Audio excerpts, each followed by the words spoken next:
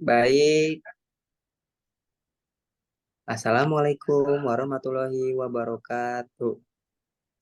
Salam, Om Swastiastu, salam budaya, salam kebajikan, dan salam hormat kepada Ibu Syifa Pramudita Fadila SST MKM selaku dosen pengampu mata kuliah Statistika Ekonomi Deskriptif. Kami dari kelompok 3 akan mempresentasikan pemaparan materi pemaparan materi yang telah kami buat tentang penjualan gudang Caringin Sejuk pada bulan Maret 2023.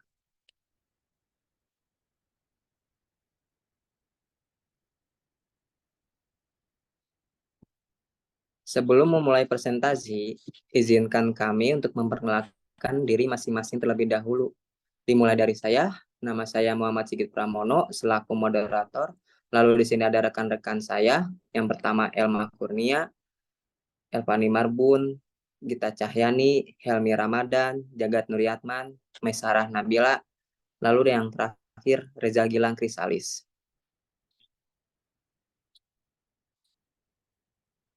Oke, di sini ada konsep presentasi. Kami menjelaskan 5 materi. Yang pertama, penyajian data ialah untuk menyajikan data mentah yang diperoleh dari populasi atau sampel menjadi data yang tertata dengan baik, sehingga bermakna informasi bagi pengambilan keputusan manajerial. Membuat distribusi frekuensi dalam bentuk sajian gambar poligon, histogram, atau OGIF. Lalu yang kedua, ukuran pemusatan data, yaitu nilai tunggal yang mewakili suatu kumpulan data dan menunjukkan karakteristik dari data. Ukuran pemusatan menunjukkan pusat dari nilai data. Lalu yang ketiga, ukuran penyebaran data. Suatu ukuran baik parameter atau statistik untuk mengetahui seberapa besar penyimpangan data dengan nilai rata-rata hitungnya. Ukuran penyebaran membantu mengetahui sejauh mana suatu nilai menyebar dari nilai tengahnya. Semakin kecil, semakin besar. Lalu yang terakhir, deret berkala dan peramalan. Deret berkala adalah sekumpulan data yang dicatat dalam suatu periode tertentu. Peramalan ialah kondisi mendatang bermanfaat untuk perencanaan produksi, pemasaran, keuangan, dan bidang lainnya.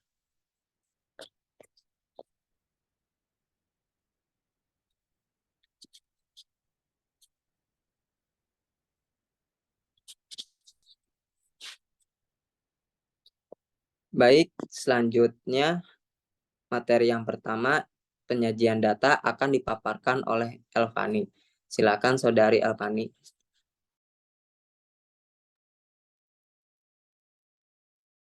Baik, terima kasih kepada moderator.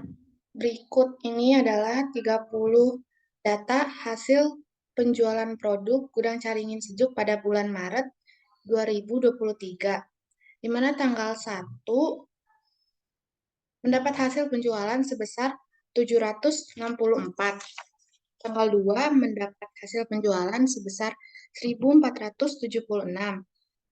Sampai seterusnya di akhir pada tanggal 30 dapat hasil penjualannya sebesar 838 produk. Dan selanjutnya yang kita harus lakukan itu terlebih dahulu diurutkan datanya dari yang terkecil hingga yang terbesar, di mana data penjualan dan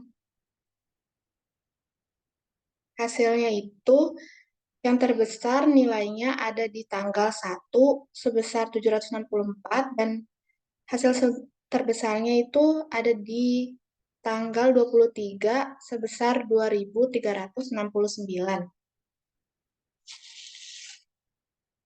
Selanjutnya, setelah kita urutkan, kita buat terlebih dahulu kategori kelasnya. Dengan rumus K atau simbol kategori kelas itu adalah 1 ditambah 3,322 log N, di mana N adalah banyaknya data yang diperoleh. Lalu kita substitusikan aja menjadi 1 ditambah 3,322 log 30, di mana log 30 adalah 1,47. Hingga kategori kelasnya diperoleh 5,88 dan dibulatkan menjadi 6. Selanjutnya, kita tentukan interval kelasnya dengan rumus nilai tertinggi dikurang nilai terendah dibagi kategori kelas, di mana nilai tertingginya adalah 2.369 dan nilai terendahnya adalah 764. Sedangkan kategori kelasnya dibagi dengan 6, sehingga menghasilkan 267,5 dan kita bulatkan saja menjadi 268. Kategori kelasnya jadi ada 6 kelas dan interval atau jarak kelasnya itu kita dapat sebesar 268. Selanjutnya, setelah itu kita tentukan frekuensi masing-masing kelasnya, di mana kelas pertama ada di interval antara 764 sampai dengan 1032 dengan frekuensi sebanyak 4. Kelas kedua ada di interval antara 1033 sampai dengan 1301 dengan frekuensi sebanyak 8. Hingga kepada kelas ke-6, yang dimana kelas ke-6 ini jarak interval antara 2109 sampai 2377 sebanyak 3. Kelas selanjutnya, untuk menentukan nilai tengah.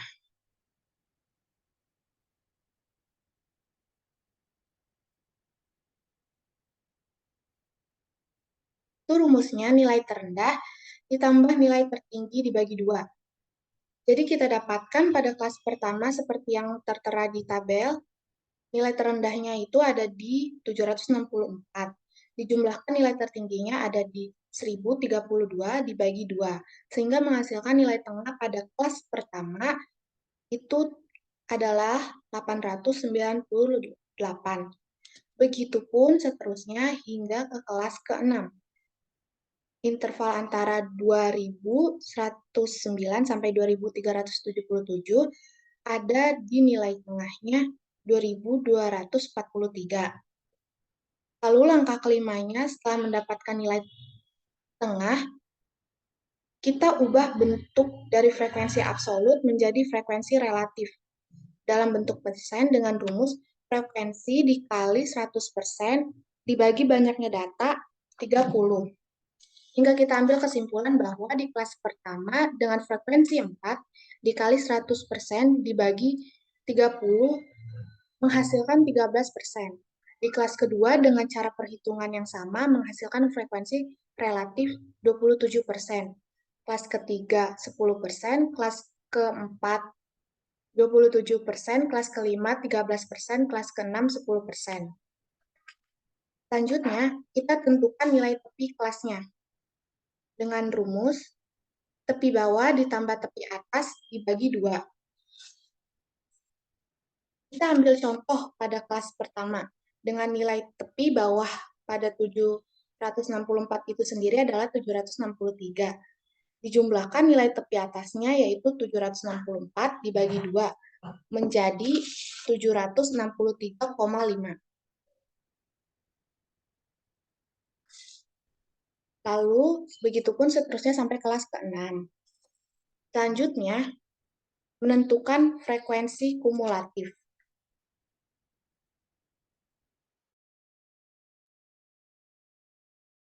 Menentukan frekuensi kumulatif di sini ada sebuah tabel, yaitu interval, frekuensi nilai tepi, frekuensi kurang dari, dan frekuensi lebih dari. Frekuensi kurang dari pada interval 764, itu frekuensinya 4, itu belum termaksud, artinya 764 frekuensi kurang dari, yaitu 0 ditambah 0, sama dengan 0. Dan untuk interval yang kedua, 1033 frekuensi kurang darinya itu 0 ditambah 4 atau frekuensi sebelumnya yaitu sama dengan 4. Untuk interval ketiga 1302 frekuensi kurang darinya berarti 4 ditambah 8 sama dengan 12. Begitupun seterusnya sampai kepada interval ke-6.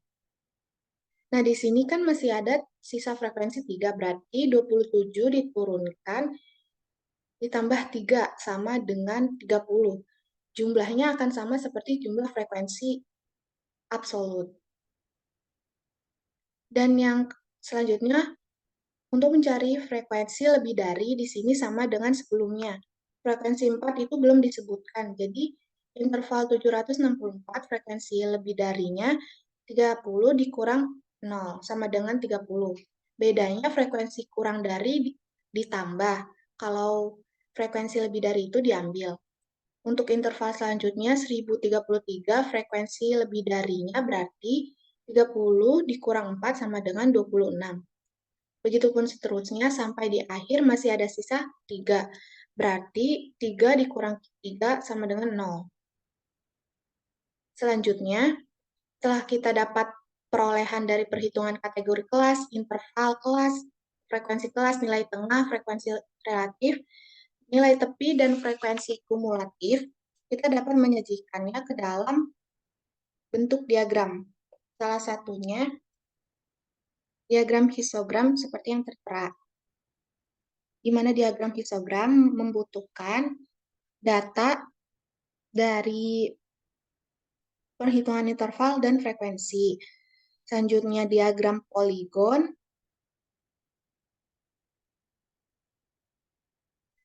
membutuhkan nilai tengah dan frekuensinya, sehingga menghasilkan diagram seperti berikut. Dan yang terakhir, kita sajikan dalam bentuk kurva Ogive, yang membutuhkan nilai interval, nilai tepi, frekuensi lebih dari, dan frekuensi kurang dari, sehingga menghasilkan kurva Ogive penjualannya sebagai berikut.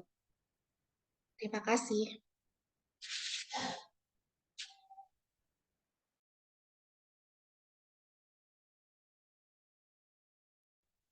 Baik, selanjutnya untuk materi ukuran pemusatan data akan dipaparkan oleh Gita.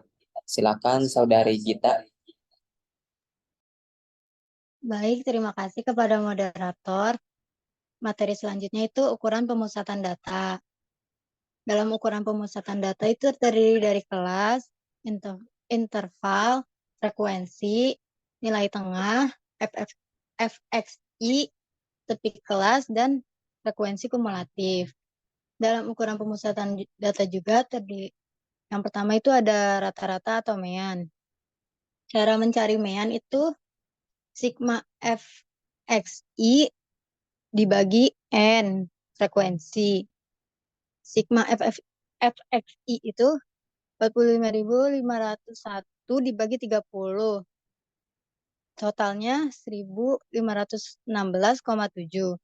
Kesimpulannya adalah rata-rata dari data penjualan selama bulan Maret Gedung Caringin Sejuk adalah 1.516,7. Yang kedua, ada median atau nilai tengah. Cara mencari median adalah MD sama dengan L per N per 2 dikurangin CF dibagi F dikali XI. Yang pertama harus dicari itu N per 2-nya dulu. N-nya itu frekuensi 30 dibagi 2 hasilnya 15. Jadi MD 1301,50 ditambah 15 dikurangin 12 dibagi 3 dikali 268. Totalnya yaitu 1569,50. Kesimpulannya adalah nilai tengah dari data penjualan selama bulan Maret Gedung Caringin Sejuk adalah 1569,50. Dan yang ketiga ada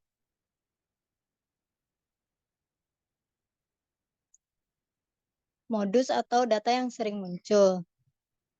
Karena nilai tertingginya ada 2 di kelas 2 dan kelas 4, jadi modusnya ada 2. Cara mencari modus itu MO L plus D1, D1 plus D2 dikali XI. Pada kelas 2 itu MO 1032,50 ditambah 4 bagi 4 plus 5 dikali 268. Totalnya itu 1150,42. Dan di kelas 4, MO 1570,50 ditambah 4 per 50 plus 4 dikali 268. Totalnya 1717,90. Jadi kesimpulannya adalah modus dari data penjualan selama bulan Maret Gedung Caringin Sejuk adalah 1150,42 dan 1717,90. Terima kasih.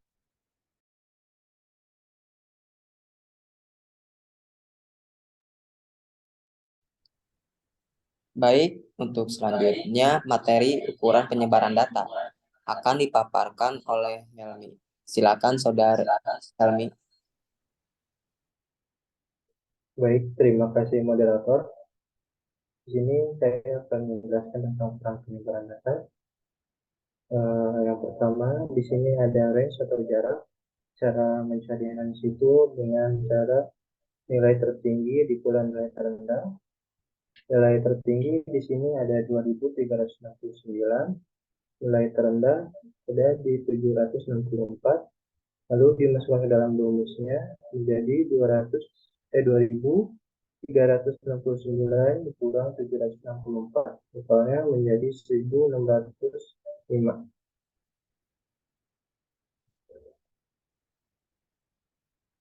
Lalu yang kedua, di sini ada defisiasi rata-rata dengan rumus MD sama dengan sigma nilai mutlak X dikurang X bar dibagi N.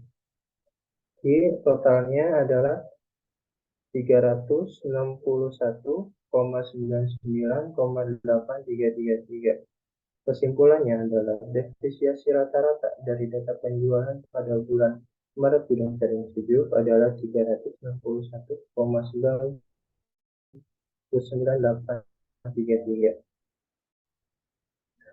Lalu yang ketiga ada varians. Varians ini menggunakan rumus TOP atau TOP kuadrat dengan sigma X dikurang mu kuadrat dibagi N. Hasilnya adalah 254.180,69. Kesimpulannya adalah nilai varians dari data penjualan pada bulan Maret Gedung Caringin Sejuk adalah 254.180,69. Lalu yang terakhir di sini ada standar defisiasi dengan rumus TO sama dengan akar sigma X kurang mu kuadrat dibagi N, dengan hasilnya adalah 504,1633596. Kesimpulannya adalah standar deviasi dari data penjualan pada bulan Maret Gedung Caringin Sejuk adalah 504,16336. Terima kasih.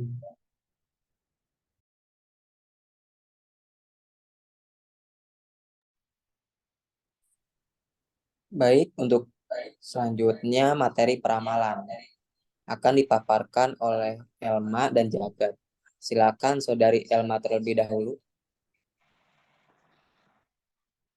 Baik, terima kasih kepada moderator. Saya akan menjelaskan peramalan pada nilai Y sampai dengan nilai rata-rata gerak. Berikut ini adalah data hasil penjualan Gudang Caringin Sejuk pada bulan Maret 2023 dari tanggal 1 sampai tanggal 30. Ini merupakan nilai Y dengan total 45.538. Selanjutnya, cara mencari nilai X. Untuk mencari nilai X, kita harus mengetahui terlebih dahulu data ini genap atau ganjil. Jika dilihat di sini, data ini adalah data genap karena jumlahnya 30 data. Maka yang menjadi nilai tengahnya itu berada pada 2 titik. Di sini yang membagi 2 data sama besar adalah tanggal 15 dan tanggal 16. Di tanggal 15, dari tanggal 1 sampai 14 merupakan 14 nilai data. Begitupun sebaliknya, di tanggal 16, dari tanggal 17 sampai tanggal 30 merupakan 14 nilai data, sehingga ini menjadi titik awalnya nilai 0, berada di tengah-tengah di antara tanggal 15 dan 16. Sehingga di tanggal 15 nilai X-nya dimulai minus 0,5, sedangkan di tanggal 16 0,5. Begitupun seterusnya ke atas pada tanggal 14 minus 1,5 sampai dengan tanggal 1 minus 14,5. Kemudian untuk ke bawah setelah tanggal 16 pada tanggal 17 1,5 sampai tanggal 30 14,5.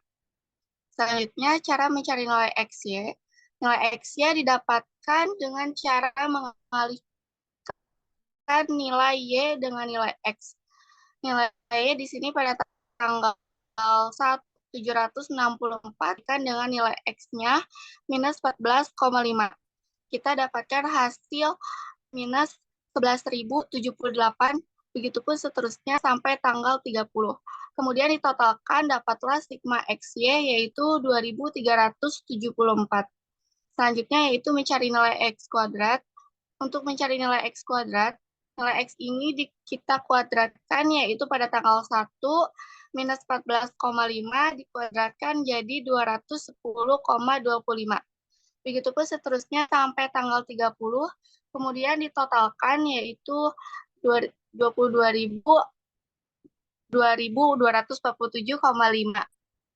Selanjutnya untuk mencari nilai T, kita harus mencari nilai AB-nya dengan mencari A-nya terlebih dahulu. A-nya sama dengan sigma Y dibagi N, yaitu nilai Y data penjualan dari tanggal 1 sampai tanggal 30 di total menjadi 45.538 dibagi 30. 30 ini jumlah data hasil penjualan sama dengan 1.517,9333. Kemudian mencari nilai B. B sama dengan sigma XY dibagi sigma X kuadrat, yaitu total nilai XY 2.374 dibagi total nilai X kuadrat, yaitu 2.247,5. Hasilnya 1,056284,761. Selanjutnya kita jumlahkan dengan rumus Y. Aksen sama dengan A tambah B kali X, yaitu Y aksen, Maret tanggal 1, 1.517,93333 ditambah 1,056284761 dikali minus 14,5, hasilnya 1.502,61717. Ini merupakan nilai T, begitupun seterusnya sampai tanggal 30. Selanjutnya, untuk nilai rata-rata, satu kolom dikosongkan karena kita akan menghitung nilai Y pada tanggal 1 dan 2 dengan cara menjumlahkan lalu dibagi 2, yaitu 764 ditambah 1.476 dibagi 2, hasilnya 1.120. Begitupun seterusnya sampai tanggal 30. Terima kasih. Baik, selanjutnya akan dipaparkan oleh Jagat. Silakan Saudara Jagat. Terima kasih, moderator. Izin melanjutkan materi dari Saudari Elma. Baik, selanjutnya pada kolom S setelah rata-rata gerak, dimulai dari kolom kedua, dimulai dari tanggal kedua dikarenakan tanggal 1 pada kolom rata-rata gerak dikosongkan, maka di tanggal 1 pada kolom S juga dikosongkan. Dan cara mencari kolom S yaitu dengan rumus Y atau penjualan dibagi dengan rata-rata gerak lalu dikali 100. Di sini Y atau penjualan yang pada tanggal 2 pada tanggal 2 yaitu 1.476 lalu dibagi dengan rata-rata gerak yaitu 1.120 dikali 100, maka menghasilkan nilai 131,78571443. Nah, selanjutnya pada kolom TCI juga dimulai pada tanggal kedua dikarenakan pada tanggal ke-1 pada kolom sebelumnya dikosongkan. Untuk mencari nilai TCI yaitu dengan cara penjualan atau Y dibagi dengan S lalu dikali dengan 100. Nah, di sini nilai Y-nya yaitu yang pada tanggal 2 1476 lalu dibagi dengan S. S-nya di sini pada tanggal 2 1131,78571443 lalu dikali dengan 100. Maka akan menimbulkan atau munculkan hasil yaitu 1120. Nah, begitupun juga seterusnya. Lalu lanjut pada kolom yang CI juga sama pada tanggal 1 dikosongkan langsung pada tanggal 2.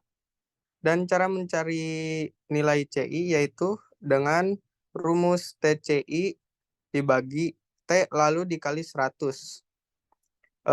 Di sini TCI-nya kita ketahui yaitu 1120 lalu dibagi dengan T yaitu 1503,673455 lalu dikali dengan 100 maka akan menimbulkan hasil 74,4842565.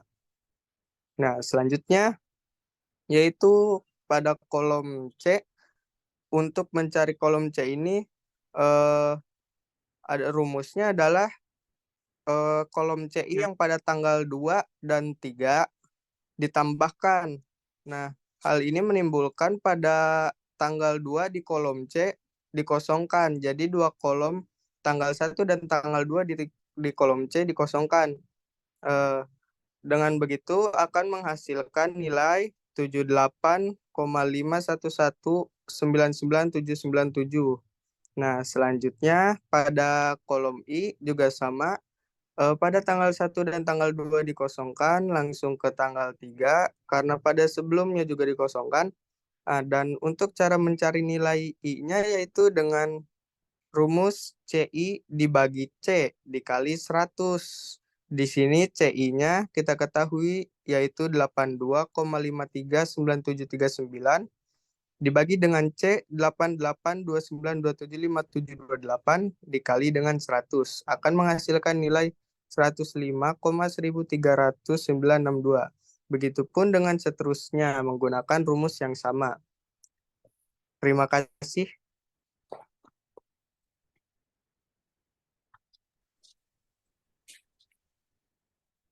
Materi selanjutnya dari berkala akan dipaparkan oleh Maisarah dan saya. Baik, silakan Saudari Sarah terlebih dahulu. Baik, terima kasih kepada moderator. Di sini saya akan menjelaskan tentang deret berkala. Deret berkala mempunyai K1 dan K2. K1 dari tanggal 1 sampai tanggal 15 dan K2 dari tanggal 16 sampai 30. Cara menghitung rata-rata dengan menjumlahkan penjualan 1 sampai 15, hasilnya 1478,66. Nilai X tanggal dasar 8, nolnya terdapat di tanggal 8 apabila naik menjadi -1 dan apabila turun menjadi +1. Sekian. Baik, selanjutnya akan dipaparkan oleh saya sendiri. Dalam K2 ialah dari tanggal 16 sampai 30. Untuk menghitung rata-ratanya ialah menjumlahkan dari tanggal 16 sampai 30 dibagi 15.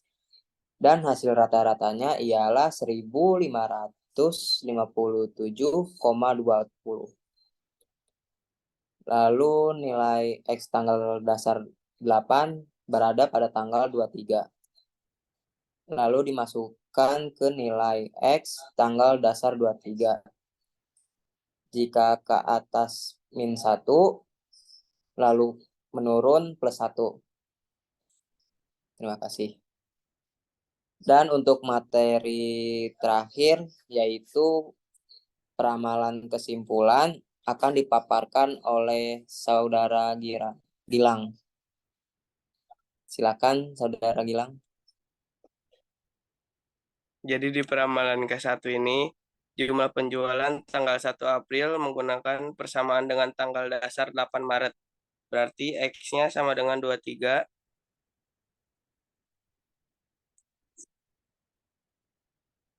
Jadi yang Y ada 1478,66 ditambah 5,23 X.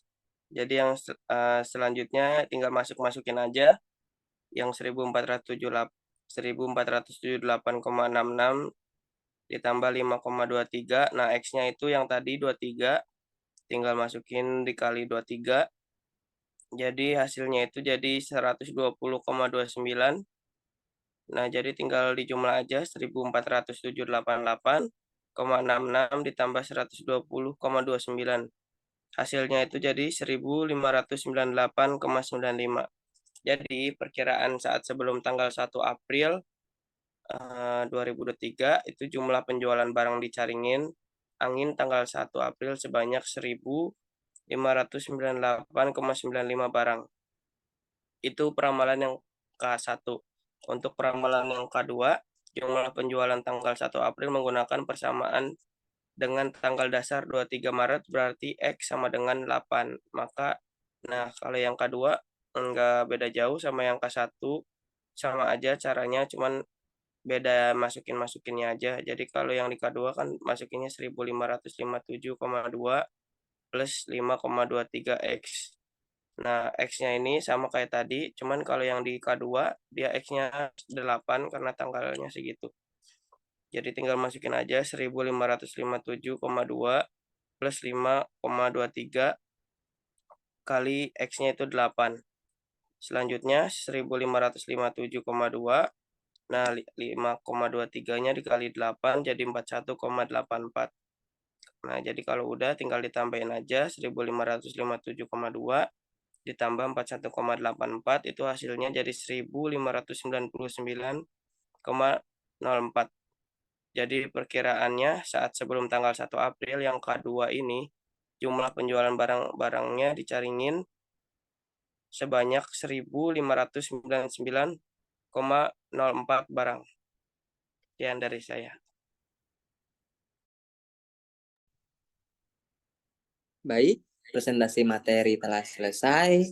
Jika ada kekurangan atau kesalahan, kami meminta maaf.